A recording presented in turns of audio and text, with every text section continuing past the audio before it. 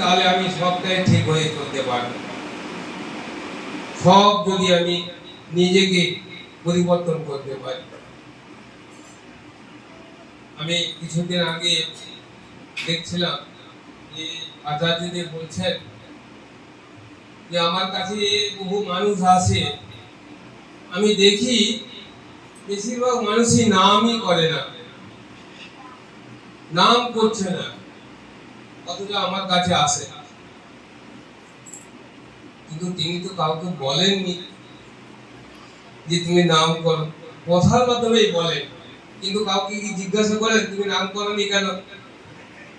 বলাটা তাদেরই মতন করে বলছিল। ভাই, ঠাকুর পরম প্রেমময়, আমাদের কত ত্রুটি, আমাদের কত রকমের জীবনের ত্রুটি আছে, দিয়ে তার কাছে এসেছি।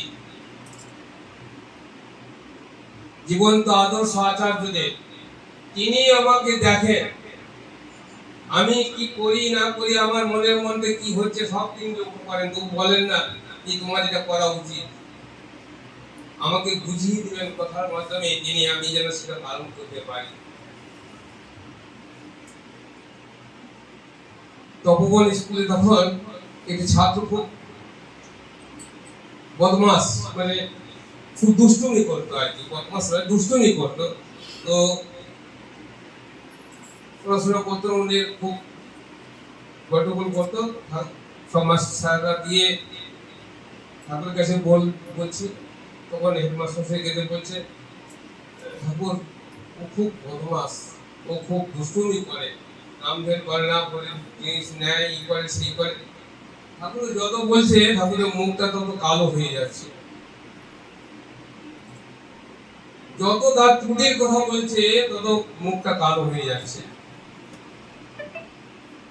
তখন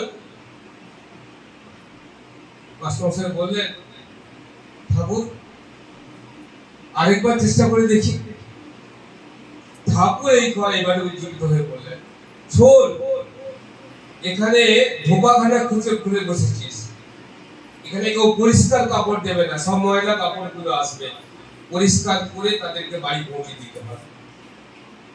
আমাদের মনে কত কলঙ্ক আছে, মানে আমাদের কত কলঙ্ক আছে, আমাদের মনের মধ্যে কত আছে, তবু তিনি ভালোবাসেন, ঠাকুর আমাদেরকে ভালোবাসেন। তাই পরিষ্কার হওয়ার জন্য আমরা ঠাকুরের কাছে এসেছি, ঠাকুরকে নিয়ে চলছি, চলবো, এই কথা বলে আমি শেষ করছি।